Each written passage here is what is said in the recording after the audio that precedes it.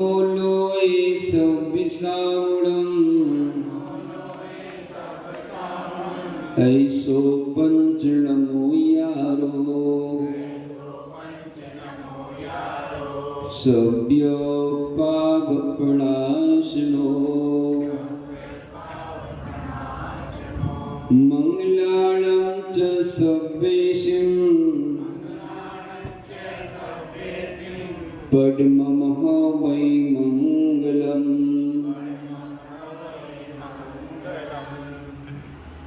यदि ये चैतन्ये मुकुरयो भावस्य रचितो समं भान्ति द्रव्यो व्यजनलसन्तोऽन्तरहिता जगत्साक्षी मार्ग प्रकटिन परो भानुरयो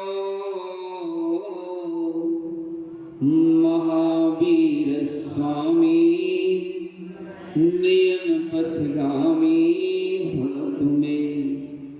महावीर स्वामी नयन पथगामी भवतु मे। बोलो प्रातः स्मरणीय त्रिकाल वंदनीय परम पिता परमात्मा पंच परमेष्टि भगवान की आदिम तीर्थंकर आदिम बाबा एक से आदिनाथ भगवान की अंतिम तीर्थ भगवान महावीर स्वामी की परम पूज्य आचार्य भगवान शांति सागर जी मुनिराज की परम पूज्य आचार्य भगवान विद्यानंद जी मुनिराज की परम पूज्य गुरुदेव आचार्य भगवान वसुनंद जी मुनिराज की परम पूज्य मुनि शेख स्वार सर्वानंद जी मुनिराज की तीन कम नौ करुण मुनि महाराजों की पंच नमस्कार महामंत्र की बोले परम पूज्य मुनि सिद्ध स्वार जनानंद जी महाराज जी की जय। बोले परम पूज्य मुनि सिद्ध स्वार पुण्यानंद जी महाराज जी की जय। बोले मुनि संघ की जय।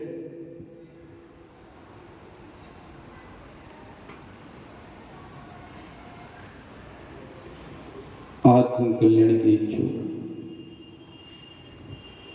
एवं सुख शांति के इच्छुक यहाँ पर उपस्थित धर्म स्नेही भक्तात्माओं,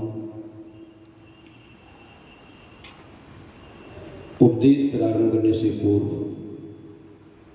एवं उपदेश सुनने से पूर्व सर्वप्रथम अपन समय करके अपने सौभाग्य की सराहना करें और कहें अपने आप से धन घड़ी यो धन दिवस यूं ही धन जन्म मेरो भयो और भाग्य मेरो उदय आयो दर्श प्रभु जी को लगे।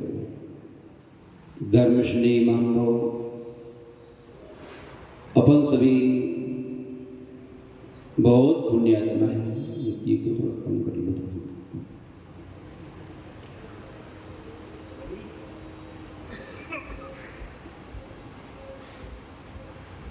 अपन सभी बड़े ही सौभाग्यशाली जीव हैं जो यहाँ पर बड़े अनुभव से प्रतिदिन अपने जीवन को अनंत आकाश की ऊंचाइयों तक ले जाने के उद्देश्य से अपने जीवन में सुधार करने का प्रयास कर रहे हैं, अपने जीवन में निखार लाने का प्रयास कर रहे हैं।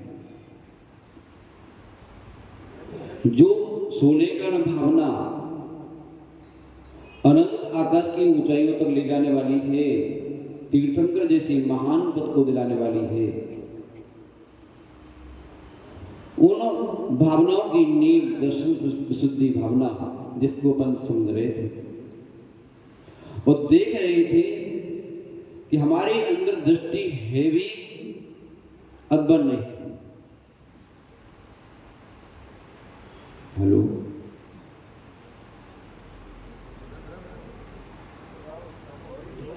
ओम ठीक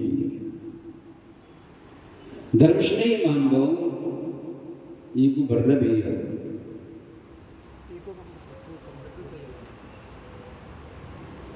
धर्मस्नेही मानव हमें अपने जीवन में अपनी दृष्टि की पहचान करना है।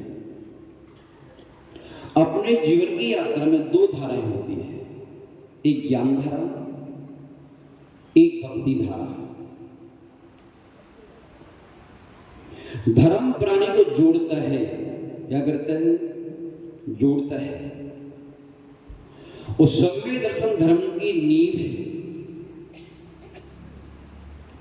ज्ञान धारा जो है इस आत्मा को स्वयं से जोड़ती है।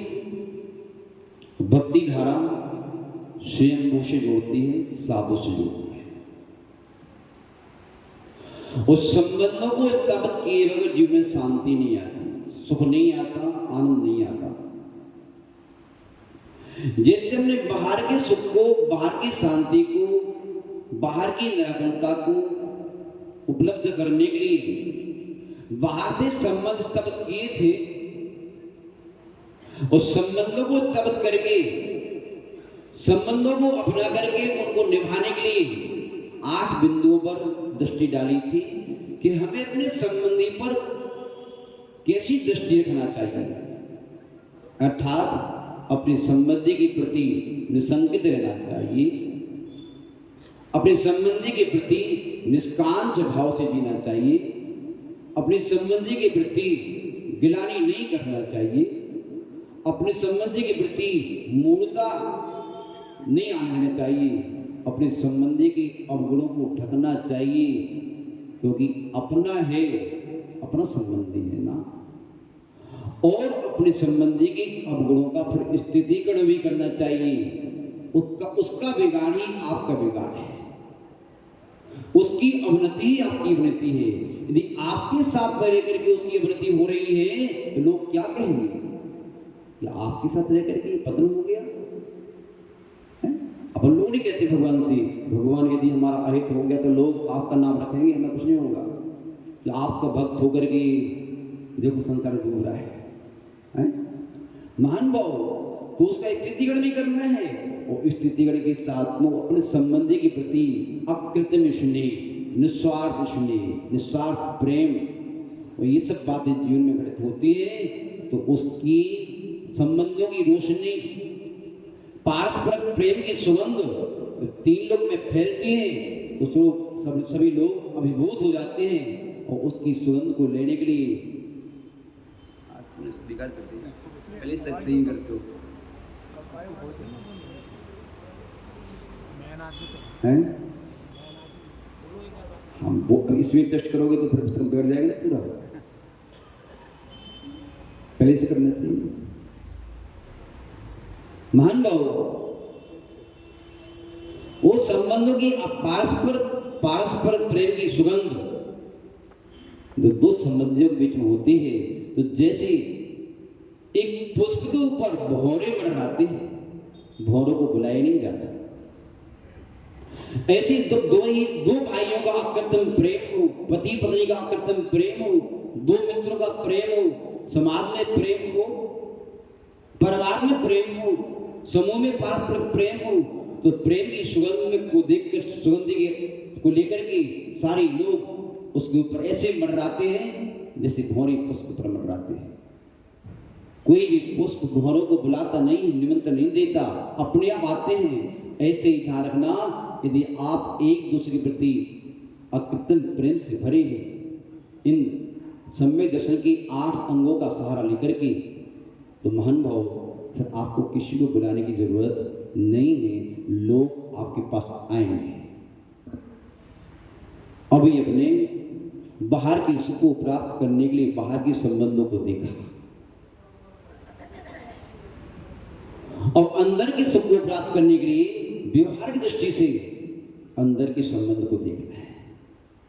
जैसे अपन ने बाहर से संबंध स्थापित किए थे, रोटी कपड़ा और मकान से, मियां बीवी बच्चे से, और हमें देव गुरु सच्चे से संबंध स्थापित करना है।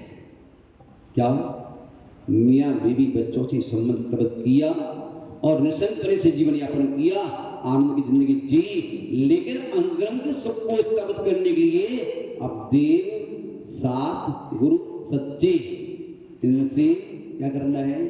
संबंध स्थापित करना है।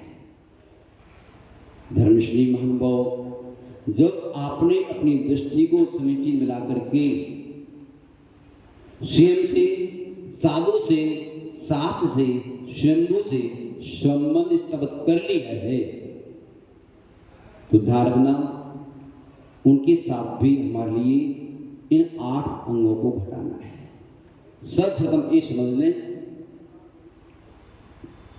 कि सम्यक दर्शन का तात्पर्य क्या है। सम्यक दर्शन का तात्पर्य मानना क्या है, बोलो, मानना। सम्यक का तात्पर्य जानना। और सम्यक चार्थ का तात्पर्य है जो अपना माना है वो मान के जो समीचीन जाना है। क्या जाना है, ये अहितकारी है, वो ये हितकारी है, ये अपना है, ये पराया है, ये शाश्वत है, ये नश्वर है, ये प्रदर्शन है, ये आत्मदर्शन है, ये दिख रहा है, ये है। जान लिया आपने, मान में लिया, जान लिया, तो माने जाने हुए वो माने हुए वस्तुओं को जो जो वस्तुएं आपके अहित में कारण हैं उनको छोड़ करके जो जो हित में कारण हैं उनको जोड़ करके अपनी यात्रा करो, उसका नाम है समीक्षा यात्रा। और जब ये तीनों मिल जाते हैं, जानना हो गया, मानना हो गया और चारक घटित हो गया, फिर वो बन जाता है धर्मात्मा। वो धर्मात्मा का लक्षण कहते हुए आचार्य भगवंतों ने कहा, सुनाएंगे कभी धर्मात्मा लक्षण क्या है, तो उन्होंने कहा मुख प्रसन्नम विमला दृष्टि, उसकी चेहरे पर प्रसन्नता रहती है, दृष्टि में निर्मलता रहती है। गुड़ा रागो मधुरा चवाणी, गुणों का अनुराग होता है, वाणी में माधुर्य होता है। स्नेहादिकम सभ्रम दर्शनस्य, उसके अंदर में साधर्म के प्रति बड़ा चौड़ा स्नेह होता है, अकृत्रिम प्रेम होता है। सभ्रम दर्शनस्य, और धर्म करते हुए व्यक्ति को वह आश्चर्य की दृष्टि से देखता है।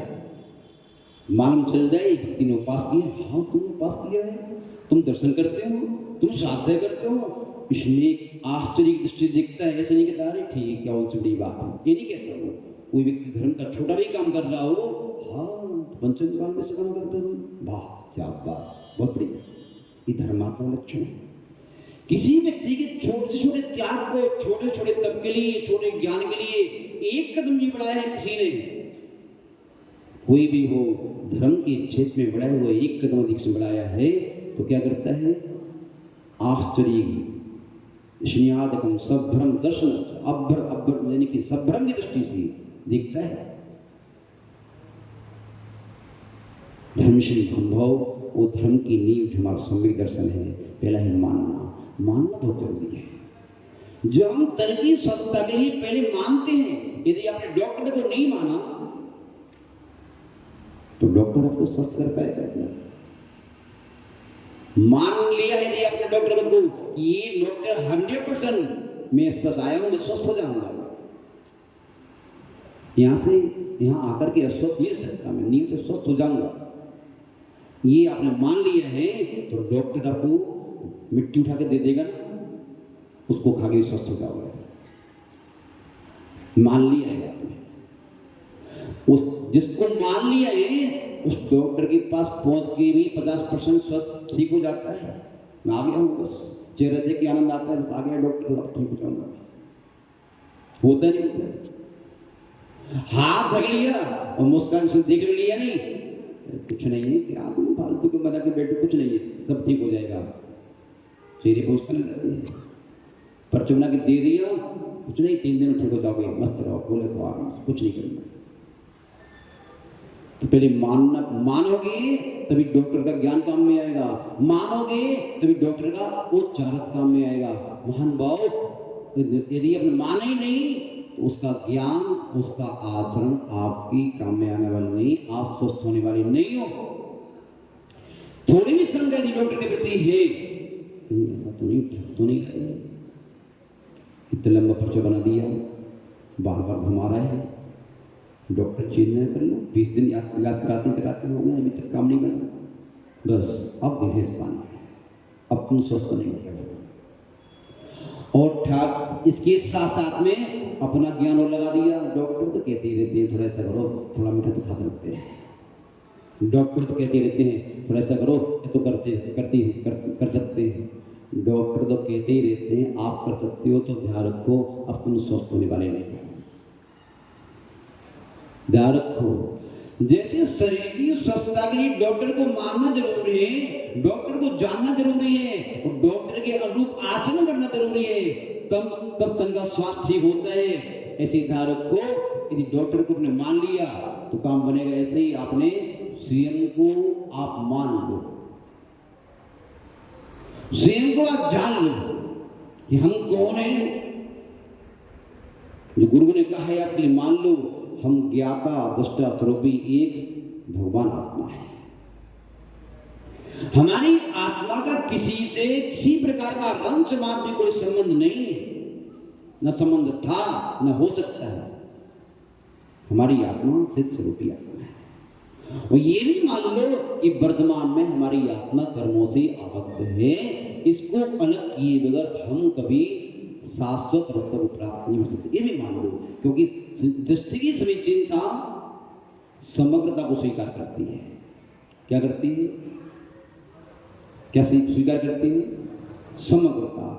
दृष्टि की समीचीनता एक पक्ष को स्वीकार नहीं करती, दृष्टि की समीचीनता समग्र पक्षों को स्वीकार करती है, जिसका नाम है अनेकांत।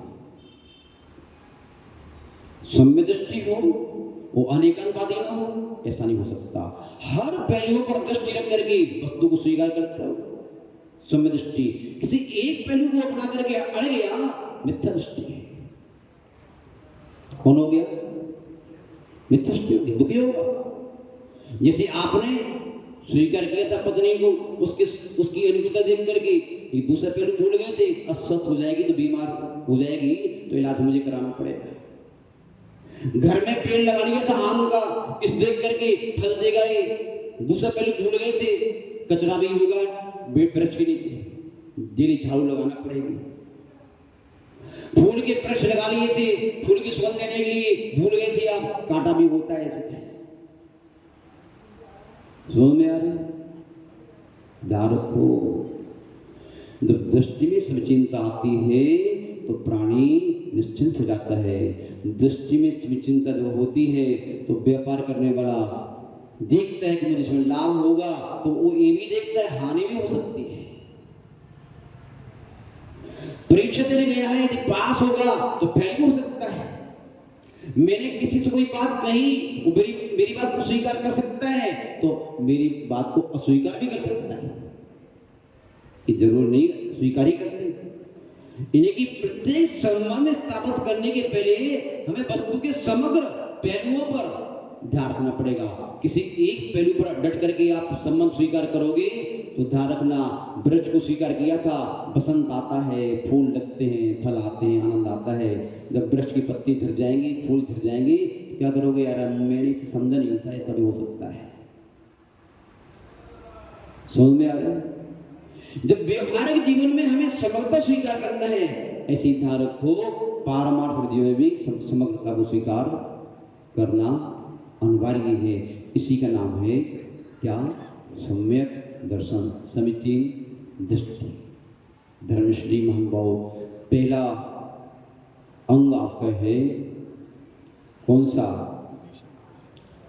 आपका निसंकित। हमें अपने संबंधी के प्रति, कौन संबंधी आपका? परमार्थ संसार की दृष्टि से आपके संबंधी, आपकी मम्मी, आपकी पापा, आपकी पत्नी, आपका भाई, आपका मित्र, जो सांसारिक सुख देने वाले हो सकते हैं यदि पुण्य को होते हो तो। और परमार्थ की दृष्टि से आपके साथी देखो, ये सच्चे मित्र देखो, ये हैं जो आपकी आत्मा का हित चाहते हैं। कौन साथी? परमार्थ की दृष्टि से आपके संबंधी, आपके सही माने संबंधी नहीं है। बोल रहे थे सुशील जी, क्या बोल रहे थे? बोल रहे थे शत्रु है। क्या है? क्योंकि ये मोह के कारण आपको क्या करते हैं? परमार्थ की मार्ग पर बढ़ने नहीं देते।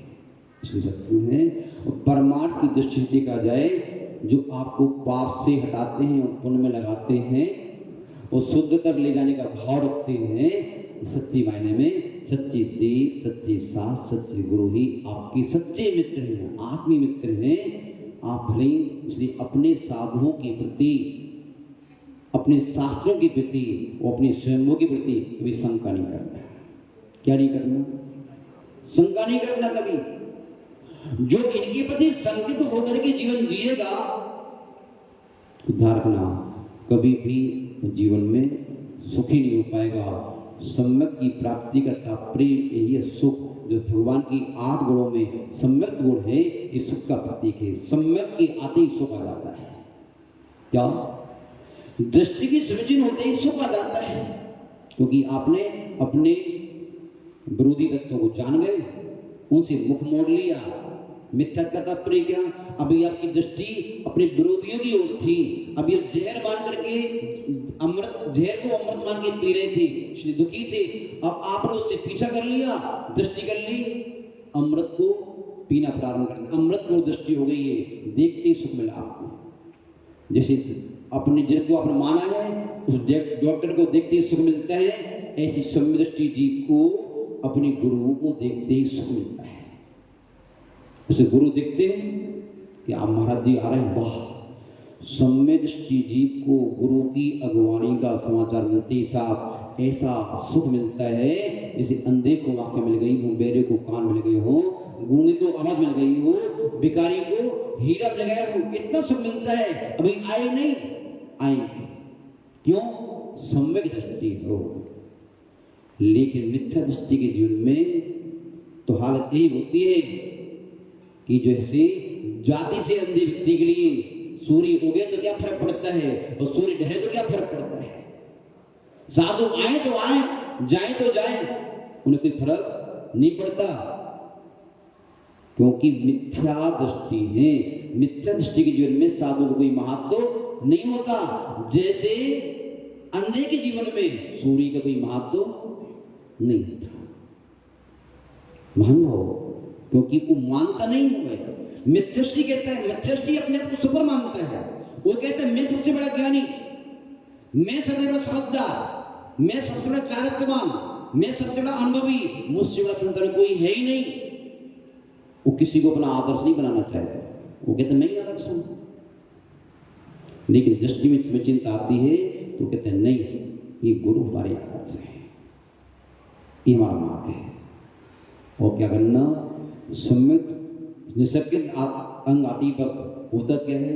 आचार्य गुरु ने प्रवसादी इदमेव दुष्मेव तत्तम नन्न चांदथा इत्तकाम पाव शाम्भवत सन्मार्गी संसारुचि। जो आपके गुरु ने, आपकी प्रभु ने, आपके शास्त्रों ने आपके आत्मा के कल्याण का जो मार्ग दिखाया है, सन्मार्ग दिखाया है, उसमें क्या कहता है? वो इदमेव, यही मार्ग है। क्या मार्ग? यही मार्ग है मुक्ति का, यही मार्ग है सुख का, यही मार्ग है शांति का, यही मार्ग है आनंद का। इसी मार्ग पर चल करके मैं शाश्वत सुख को प्राप्त कर पाऊंगा। जब तक इस मार्ग को स्वीकार नहीं करूंगा, तब तक मुझे सुख शांति मिलने वाली नहीं। इदमेव इदमेव, इसी प्रकार तत्तम नाम जानता, वे अन्यथा नहीं है। वस्तु का स्वरूप अन्यथा नहीं है, मार्ग अन्यथा नहीं है। इस प्रकार का दृढ़ सिद्धांत होता है। वो कैसे होता है? बहुत बड़ी उदाहरण दिया आचार्य समुद्र स्वामी ने। जैसे तलवार के ऊपर पानी चढ़ा दिया जाए, तलवार टूट जाती है, लेकिन उस पानी की तलवार का रंग उतरता नहीं है। एक बार सम्यक प्राप्त हो गया, एक बार सिद्धांत जम गया, एक बार आपने मान लिया,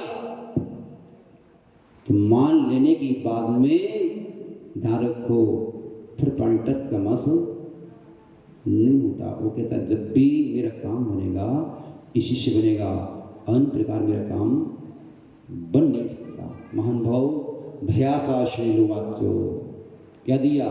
जब शुद्ध सम्यक की प्राप्ति होती है, शुद्ध समीचिंता प्राप्त होती है, तो भय से, स्नेह से, लोभ से कभी भी हुए सच्ची देव, सच्ची शास्त्र, सच्चे गुरु के अलावा, सच्चे धर्म के अलावा कभी किसी से सुख की आशा नहीं करता। कि यहाँ से सुख मिलेगा, यहाँ से शांति मिलेगी, नहीं करता वो ऐसा। न लोभ से करता है, न स्नेह से करता है, न भय से करता है, वो डटा रहता है, उसकी परिणति होती है। महान भाव उस संग का आते ही साथ बहुत बड़ा अहित हो जाता है।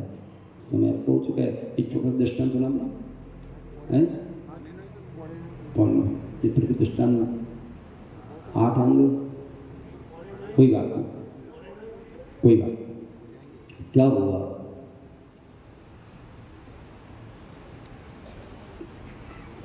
पद्मखेट नाम का नगर था। कौन सा नगर था? पद्मखेट।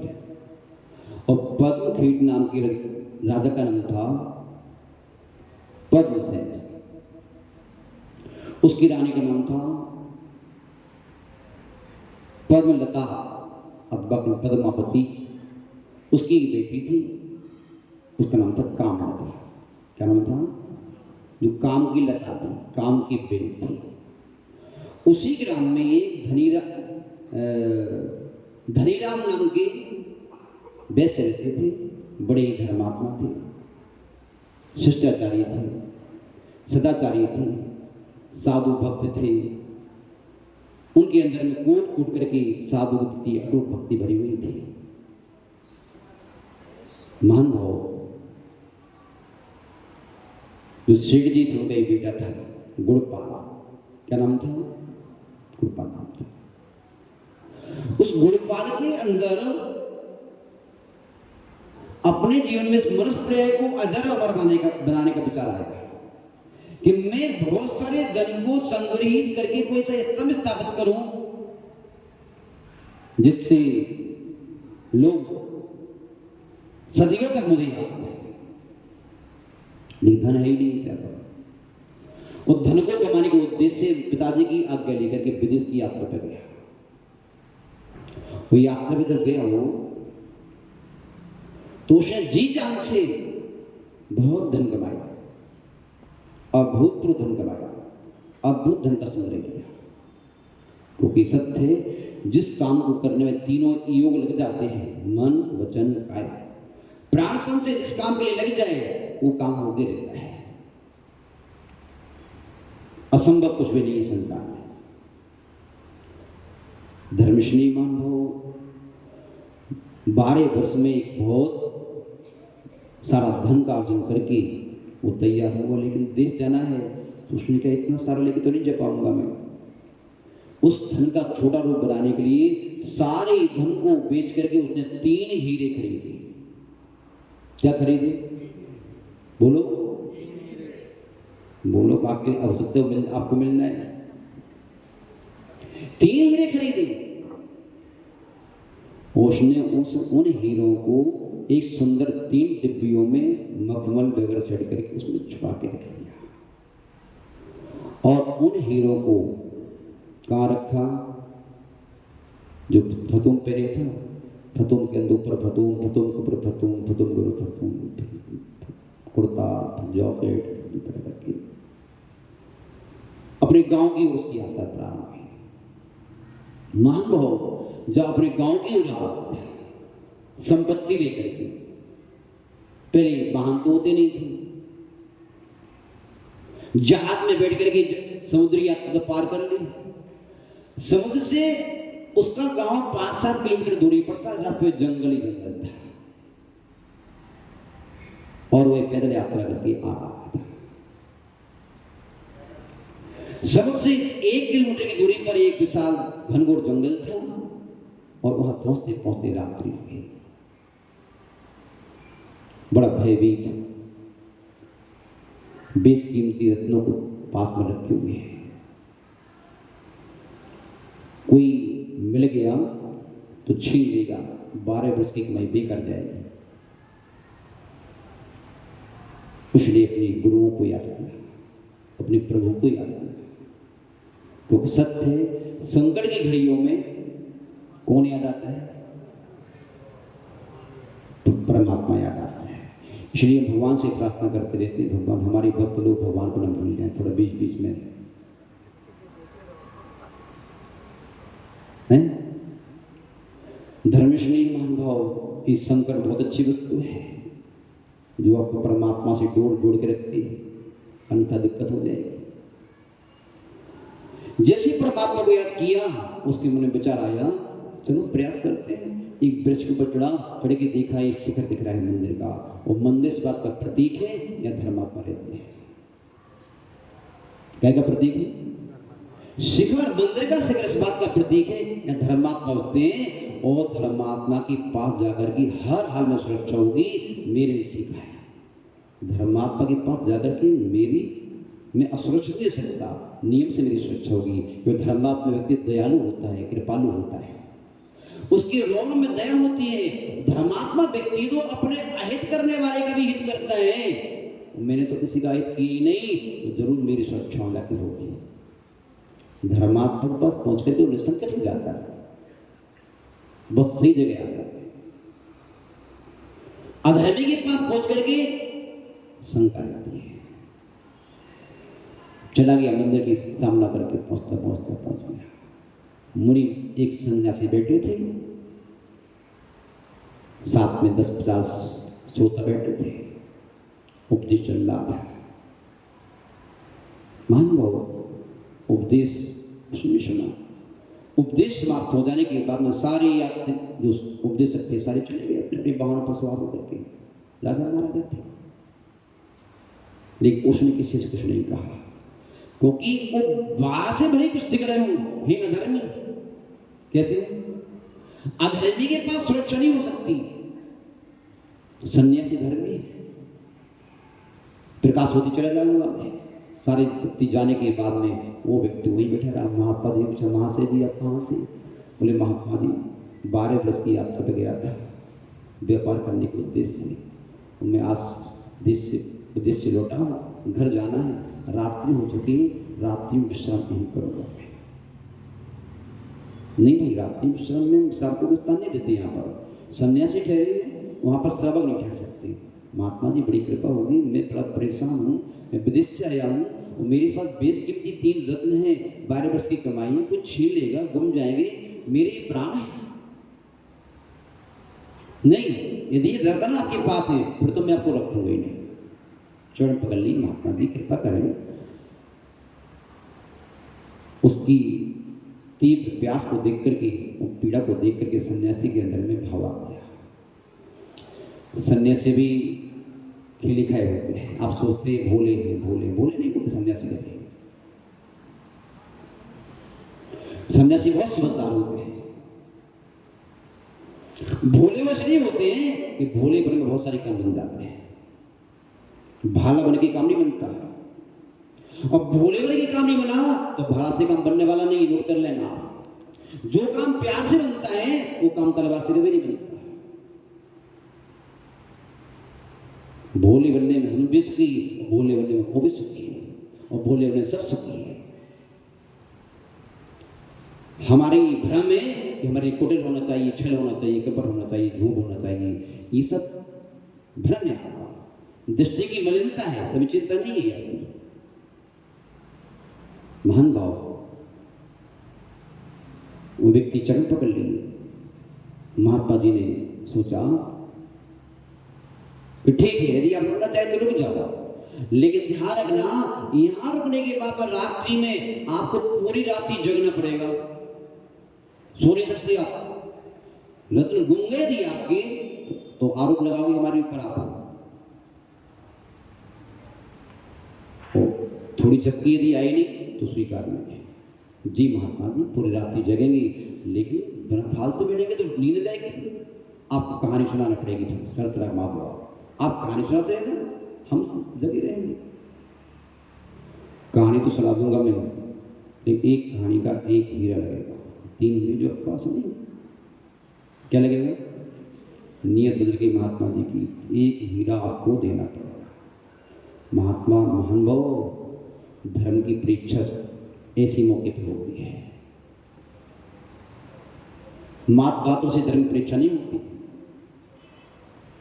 जब कोई व्यक्ति अपनी जिसको आपने अपना माना है उसको आप सर्वस्व देने तैयार हो जाओ, समझ लो आप धर्मात्मा हो, समझ लो आप संबंधी हो। फूल उग रहे थे पेड़ वृक्ष पर, तो सुगंध देने आ गए, वहां कांटे वृक्ष पर आए तो किनारा कर गए, कहें कि धर्मात्मा है। धर्मश्री महानुभाव, जिससे संबंध स्थापित किया है आपने, तो उसका सुख भी हमारा तो उसका दुख भी हमारा, तब संबंध हुआ, नहीं कहे कि संबंध। धर्मश्री महानुभाव, उस व्यक्ति ने सोच लिया कि ये तो संपत्ति बाहर की है, प्राण बचे तो लाख पाए, महात्मा जी के पास बैठेंगे, कहानी सुनाएंगे, एक रत्न इनको दे देंगे, दो तो बचेंगे कम से कम। बाहर जाएंगे रात्रि में सारे छीन ले जाओ, कोई बात नहीं, महात्मा जी दे देंगे, एक ही कहानी में रात्रि बीत जाएगी। महात्मा जी ने कहानी सुनाना प्रारंभ किया और सावधान होकर बैठ गए। वो कहानी का सारांश आपको बता दे रहे, कहानी बहुत लंबी है। कहानी का सारांश था, कभी किसी को बुरा नहीं कहना चाहिए। क्या? कभी किसी को बुरा, संसार में कुछ बुरा है ही नहीं दृष्टि में निर्मलता हो तो, और संसार में कुछ अच्छा है ही नहीं दृष्टि में मलिनता है तो, संसार में सर्वस्व अच्छा है, कहीं बुरा नहीं। किसके लिए? जिसकी दृष्टि में निर्मलता है, जिसकी दृष्टि समीचीन है, उसको कहीं बुरा नहीं है, और जिसकी दृष्टि मिथ्या है उसके लिए कहीं अच्छा नहीं है। इसलिए कभी ध्यान रखना, कभी भी किसी को बुरा मत कहना, सभी को कहना आप भी अच्छे, आप भी अच्छे, आप भी अच्छे, सब अच्छे। कोई पूछ सकता है आपसे चापलूसी कर रहे हो? नहीं, चापलूसी क्यों कर रहे हैं? हमारी दृष्टि सद्गुणों पर अच्छा है। सर्वथा बुरा कोई नहीं हो सकता। इस संसार में बुरे से बुरा व्यक्ति जाओ उसमें भी अच्छाई है, और इस संसार में अच्छे से अच्छे के पास जाओ उसके अंदर बुराई है। किसी के अंदर बुराई ज्यादा होती है, अच्छाई कम होती है, और किसी के अंदर अच्छाई ज्यादा होती है, बुराई कम होती है। आपकी दृष्टि किस पर है? अच्छाई पर है ना, आपको अच्छा दिखे। जब हनुमान जी गए थे अशोक वाटिका में, तो सारी पुष्प उनको लाल दिखाई दी थी, क्योंकि दृष्टि उनकी कोप से भरी थी, गुस्सा से भरी थी। सीता जी को व्हाइट दिखी थी, वो शांत थी। समझ में आ रहा है? ऐसे ही जो है, किसी को बुरा नहीं कहना। कहानी समाप्त हो चुकी है, बताओ निकालो एक हीरा। महात्मा जी बहुत छोटी कहानी, छोटी बड़ी नहीं जानते, एक हीरा लाओ यहाँ पर, कोई बात नहीं, एक दे दे, दो तो बच्चे अपने पास, लेकिन रात्रि तो बहुत सारी है अभी तो।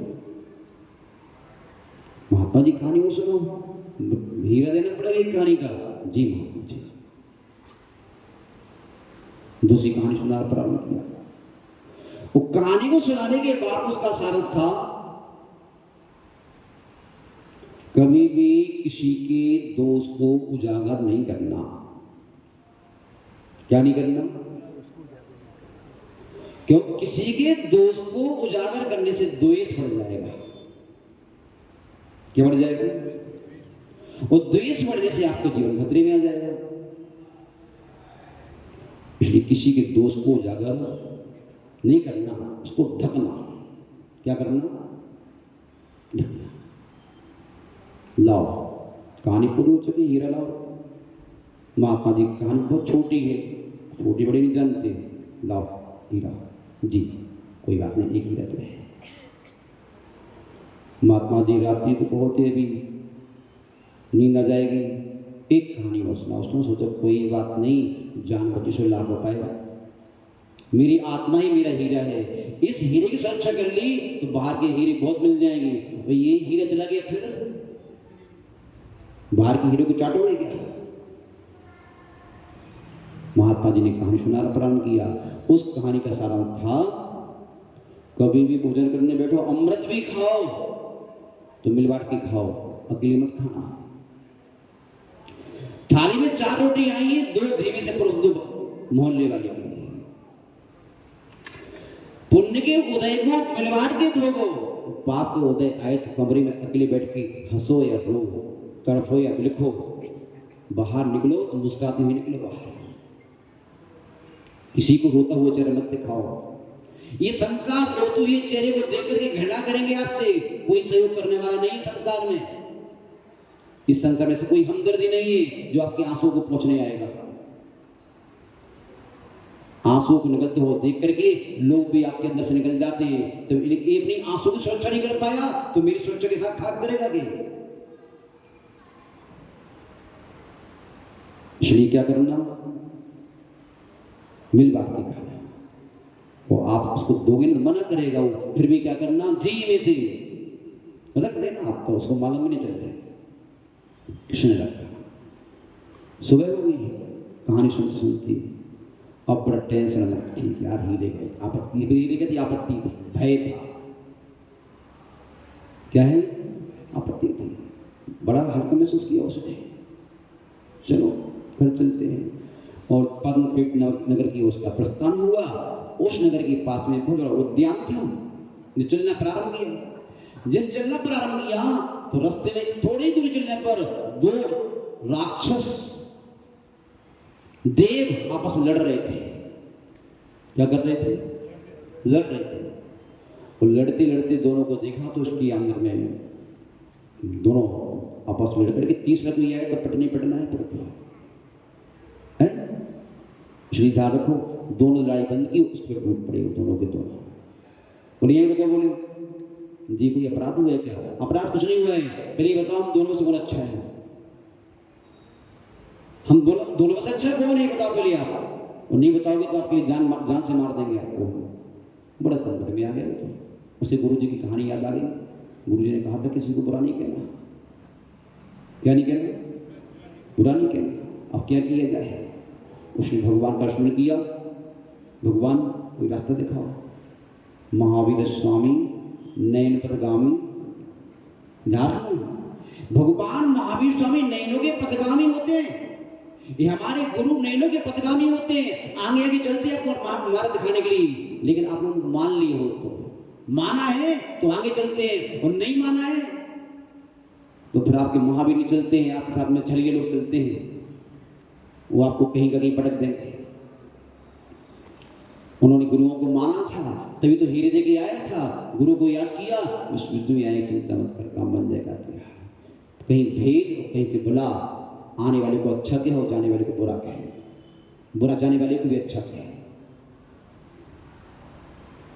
बोले भैया देखो, हम आपका निर्णय कर सकते हैं, लेकिन निर्णय करने वाला कौन होता है? जज। तो जज का आसन तो ऊपर होना चाहिए नहीं? ऊपर आसन दिया और कहा देखो, जज की आज्ञा भी आपको मानना पड़ेगी, तभी निर्णय दे पाएंगे। ये आज्ञा करेंगे, ऐसा करो, सामने वृक्ष है ना, उसको छू के आओ, मेरी आज्ञा है। दोनों दौड़ लगाते हुए गए, दौड़ लगाते हुए। बोले बताओ कौन अच्छा है कौन बुरा? बोले कोई बुरा नहीं है, जिसमें आप जा रहे थे ना तो आप अच्छे थे, जब आ रहे थे तो ये अच्छा था। क्या? जब जा रहे थे आप तो ये अच्छा लग रहा था, वही आ रहे थे आप, दोनों अच्छे हो, आप बहुत अच्छे हो, इतने सुंदर हो, मन हो आप। दोनों को सो गए, हम भी अच्छे, ये भी अच्छे। दोनों ने गले में हार था एक, जिसमें 108 हीरे जड़े थे, और ऐसे बेशकीमती दिव्य हीरे थे। तो 3 हीरे गए थे ना, उन हीरों के कई गुने कीमत वाले हीरे थे। 108 दोनों ने अपने गले से हार उतार के दिया, वो दे करके वो अंतर्धान हो गए। दोनों हार उसके गले में पड़े, रास्ता में चल दिया। जैसे थोड़ी आगे चला, पद्मपीठ नगर आ गया। वहां के गांव के बाग में राज उद्यान था। राज उद्यान में बहुत बड़ा उद्यान था, उसमें एक झोपड़ी थी, सुंदर प्राकृतिक दृष्टि से बनाई हुई। उस पर 2 दंपत्ति, युवा दंपत्ति, एक नग्न अवस्था में, एक अवक्र तरीके से लेटे हुए थे, जो है घास पर ग्रस्त था, देखने योग्य नहीं था। उस दृश्य को उसने देखा, उसकी दूसरी बात याद आ गई। गुप्त बात को क्या करना चाहिए? छुपाना है, उजागर नहीं करना है। 2 कम्बल साथ में लेके आया था, एक कम्बल लिया, वो उसके ऊपर डाल दिया,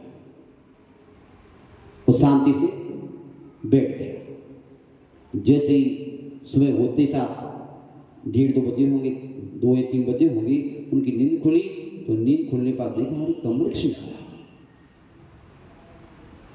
यहाँ देखा वहां देखा, देखा नहीं महाशय जी बैठे हुए, एक वैसे ही के वैसे कम्बल उनके कंधे पे पड़ा हुआ था, वो भी उड़े थे। उन्हें लगा कि लगता है ये कम्बल तो इन्हीं का है। बोले महाशय जी कंबल आपका है क्या? जी हाँ। आपने हमारे ऊपर? जी हाँ हमने डाला था, क्योंकि आपका जो दृश्य था एक घृणास्पद था, लोक विहार के विपरीत था, निंदा कराने वाला था, अपमान कराने वाला था, बेइज्जती कराने वाला था, आपकी निगाहों को झुकाने वाला था, इसलिए मैंने डाल दिया था। वो कौन थे? वो राधा की बेटी कामलता थे। वो कौन था? वहां का खजांची था, युवा था, दोनों का अवैध प्रेम था। वो रात्रि के वक्त काम सेवन करने के लिए यहाँ पे आए थे। उन्होंने सोचा अभी नगर सेठ है गुड़पाल, जाकर के कह देगा पक्का है फांसी लगने वाली है। वो खजांची ने समझाया, देखो भाई क्या ये रोटी हुई थी, समझाने यहाँ आई थी, फांसी लगा के मरना चाहती थी, मैंने बहुत समझाया इसके लिए, वो चर्चा करते करते सो गए। ऐसी कोई बात नहीं है, अन्न समझ लेना और यहाँ की बात रहस को रहस रहने देना, आप ये मेरी आपसे विनती है। और सुनो आप चिंता मत करना, मेरे गले में जो हार था कीमती रानी होती बोटरी लेके आई थी राजकुमारी, एक थैली है रत्नों की, ये भी आप ले लो, ये हार भी आप भी ले लो, और मैं जाऊंगा तो शाम के वक्त आपके लिए बहुत सारा छुपा के रखा था, ला करके ये भी आप ले लो और किसी से कहना नहीं, अब चिंता मत करो, किसी से नहीं कहेंगे। हमारा नियम है, हमारे गुरु ने नियम दिया है, किसी की गुप्त बात को कभी कहना ही नहीं, छुपाना। वो जिंदगी भर ऐसा बंद रहेगा आपका। उसने ऐसे किया और उन्होंने चले गए। सुबह से उठते ही समाचार पहुंच चुका था कि शेष पुत्र 12 वर्ष की बात अभूतपूर्व संपत्ति का अर्जन करके आए। राजा ने खुद हाथी पर सवार होकर के बड़े धूमधाम के साथ में उस शेष पुत्र की अगवानी की। वो अगवानी करने के बाद में ठीक 15 दिन बीत जाने के बाद में राजा ने उस सेठ पुत्र को आमंत्रण दिया भोजन करने के लिए। घर घर आमंत्रण हो रहे थे। सेठ पुत्र धन कमा के आया है, व्यापार करके आया है, सभी लोग उसका तरक करते थे, पैसा डालते थे, माला पहनाते थे, भोजन कराते थे। जैसे अपना दूल्हा का होता है आजकल टाइम में नहीं, पहले जब शादी होती थी, शादी होने के 10 दिन पहले दूल्हा घर घर जाता था। अब तो टाइम ही कहे कि शादी के आनंद समाप्त थे, कहे कि शादी पहले 7-7 दिन तक बरातें ठहरती थी तो लौट के आती थी। अब तो पता नहीं सब काम करो, जिंदगी के आने से बचपने का आनंद समाप्त हो, बचपना गया, जवानी गई, शादी के सब कुछ गया, अब तो बस पैसे बचा है, मात्र वो पद बचा है, प्रतिष्ठा बची है, खुशी में चाहे। महान भाव जब निमंत्रण दिया तो भोजन करने गया हूं, और भी उसकी सृष्टि वर्ग और भी मित्र वर्ग थे, साथ में खजांची भी। कामलता के अंदर बात तो अंदर खटक रही थी कि कहीं ना कहीं धोखे में जैसे कह दिया तुम्हारा जीना हराम हो जाएगा, ना रहेगा बांस न बजेगी बांस, इसको मारना तो है किसी ने। उसने अच्छा अवसर देखा कि भोजन करने आया है, उसने अपने हाथ से 2-4 लड्डू बनाए मावे के, उसने जहर मिला दिया। साड़ी परोसी जाने के बाद में मुस्कुराती हुई आई,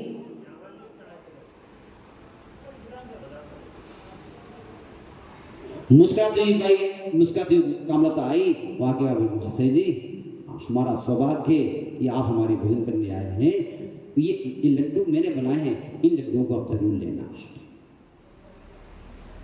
2 लड्डू थे बेशक रखी, लेकिन उसने जब उसके लिए गुरु जी का मंत्र याद आया, कहानी का सारांश कि कोई भी कुछ वस्तु आवे तो क्या करो, मिल बांट के खाना।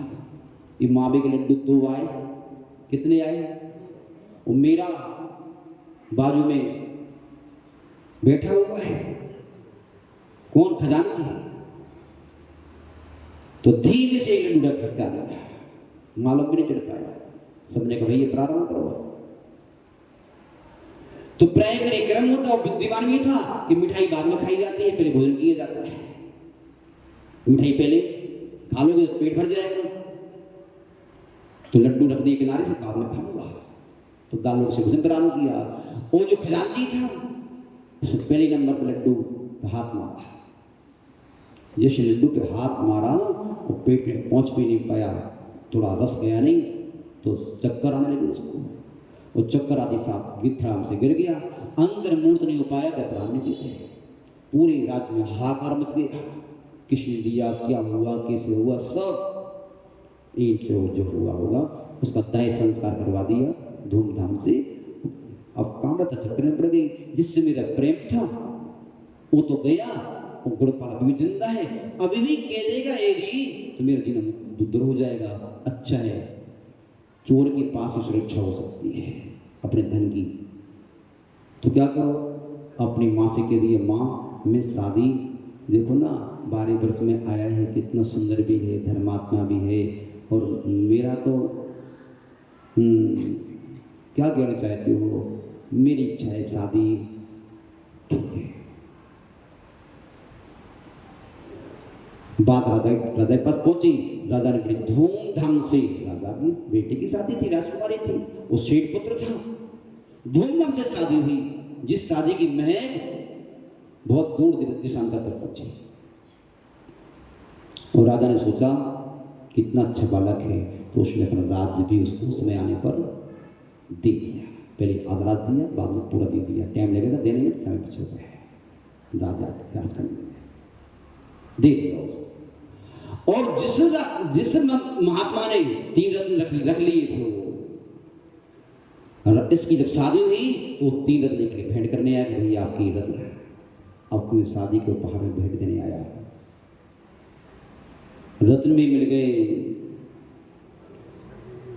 शादी भी हो गई, राज्य भी मिल गया, साधु की बात को स्वीकार करके सब मिल गया। जब उस व्यक्ति को, उस यात्री को उस साधु की बात मान करके शादी हो गई, रत्न मिल गए, राज्य मिल गया, और आप भी सच्चे साधु की बात को स्वीकार कर लो, निसर्गित होकर के हम जो कहते जाए करते जाओ, हमारी कहानी सुनते जाओ, एक एक हीरे देते जाओ, हमारे लिए इकट्ठे कर रखे हैं। नहीं महाराज जी, ये तो नहीं देंगे, हमारे कुछ हो जाए, ये हीरे नहीं देंगे आपको, ध्यान रखो, वो महात्मा जी आपको हीरे नहीं, हीरे की पोटली दे देंगे। महान भाव, जिस प्रकार उसको लक्ष्मी मिली थी, राज भी मिला था, पत्नी मिली थी, ऐसे ही आपको मान लिया आपने, तो आपको 3 रत्न आपको मिल जाएंगे, सम्यक दर्शन, सम्यक ज्ञान, सम्यक चारित्र, अजर हम हो जाओगे। और यदि मान लिया आपने प्राणपण से, तो पक्का मान लेना मोक्ष की लक्ष्मी भी आपको मिल जाएगी, वो बधू मिल जाएगी, मोक्ष बधू। मान लिया यदि आपने अंदर से, तो पक्का मान लेना आपकी वहां का राज भी मिल जाएगा। फिर आपको बार बार दर्शन विशुद्ध प्रथम गिलान कौन सी पढ़ते हो, 16 काल की, दर्शन धरे जो कोई ताको आवा, अपने आवागमन को रोकना है तो पहले समीचिंता तो लाओ, दृष्टि में समीचिंता लाए बिना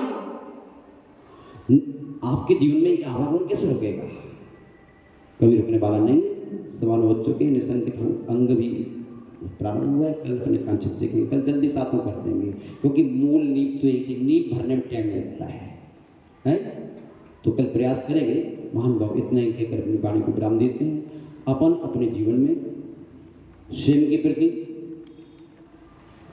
साधु के प्रति, शास्त्रों के प्रति, उस स्वयंभू के प्रति कैसे रहें, निसंकित रहें। जो उन्होंने कहा है 16 आना आपके हित में है। किसके हित में? 16 आना, एक आना भी मत करना, क्योंकि उनकी झोपड़ी, उनका मकान नहीं है, दुकान नहीं है, व्यापार नहीं है, बीवी नहीं है, बच्चे नहीं है, वो क्या करेंगे आपकी संपत्ति का, क्या करेंगे आपका? यदि आपसे लेंगे तो आप ही के लिए लेंगे, वो आपको देंगे तो आप ही के लिए देंगे। जिस प्रकार माता पिता जो भी करते हैं बच्चों के लिए करते हैं, इसी प्रकार ये साधु सन्यासी भी माता की 4 रोटियां खाकर के पूरा जीवन स्वयं के साथ साथ समाज को जीते पूरा, चाहे वो क्षेत्र बना रहे हो, चाहे साथ छपवा रहे हो, चाहे कुछ भी कर रहे हो, जो भी कर रहे हो, उनका उद्देश्य होता है इस निमित्त को पाकर के संसारी जीव धर्म के मार्ग पर लग जाए, संयम के मार्ग पर लग जाए, सन्मार्ग पर लग जाए, ये उद्देश्य होता है। महान भाव, अपन लोग भी धर्मात्मा और धर्म के आयोजन प्रति निशंक रहें। इतना ही कहकर अपनी वाणी विराम। ओम शांति। परम पूज्य गुरुदेव आचार्य भगवान विश्वनंद जी मुनिराज की, 3 करोड़ 9 करोड़ मुनि महाराजों की, जिन वाणी के ज्ञान से सूझे लोकालोक सुवाणी मस्तिष्क अवस्था देते हो लोग। हे जिनवाणी भारती तो जपो दुष्टैन तेरी शरण है सो पाप सुख चैन देव बजो अरिहंत कम गुरु सेवा निर्गंत दया धर्म पालो सदा अहि मोक्ष प्राप्त। सब मंत्रों का सार है महामंत्र मुकार याते हम समझ प्रण मुकार में धन्यवाद कम कर्म पर्ची।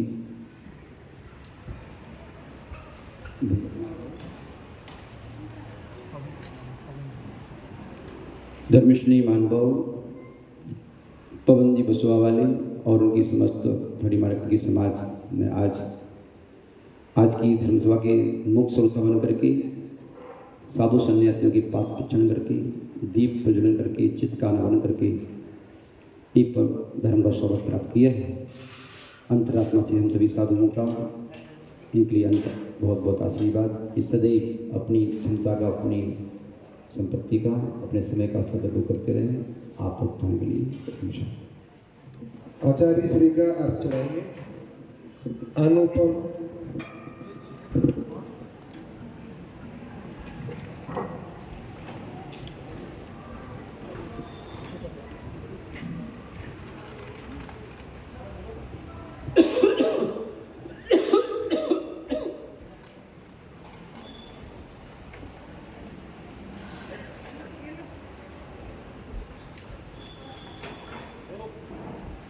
अनुपम ध्यानी तव अंतर में ज्ञान सिंधु लहराता। मूलाचार के 2 दर्पण चारित्र यही बतलाता। तीर्थंकर सी सूरत जिनकी गुरु सिद्ध जो भावी। वसुनंदी के पूजक जग में कहलाते बड़भागी। ओम गुरु आचार्य श्री वसुनंदी मुनीन्द्राय नमः। अनर्घ्य पद प्राप्त अर्घम निर्पामते स्वाहा। अर्घ अष्टविधि प्रासुक लेकर गुरु चरणों में कर अर्पण। निज अनर्घ्य पद प्राप्त करूं मैं अविनश्वर अनुपम पावन। नमोकार उच्चारित कर आचार्य वसुनंदी गुण गाऊं। सर्वानंदी जिनानंदी पुण्यानंदी गुरु पूजन हर कर हर्षाऊं। ओम गुरु श्री सर्वानंद जी महाराज जिनानंद जी महाराज पुण्यानंद जी महाराज के चरणों में अर्घ्य निर्पामते स्वाहा। जल चंदन अक्षत फल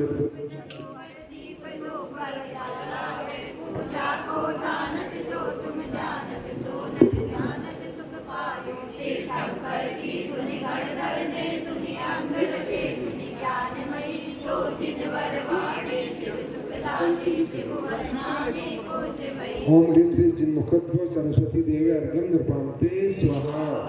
बोधि समाधि परिणाम शुद्धि स्वात्मोपलब्धि शिव शोक सिद्धि। चिंतामणि चिंत वस्तुदानी त्वं वंदे मानस ममास्तु देवी। 9 बार नमोकार महामंत्र।